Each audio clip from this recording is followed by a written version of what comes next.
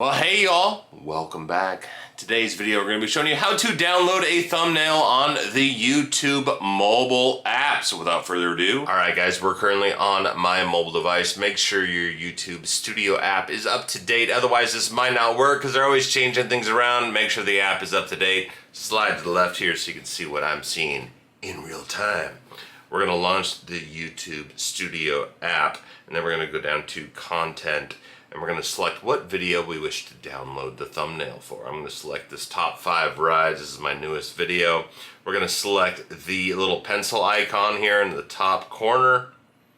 Once that loads up, we're going to select a little pencil icon in the top left corner.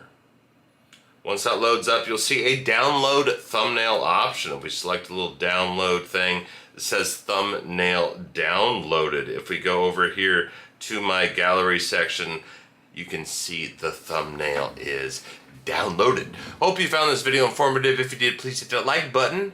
We'll see you in the next video.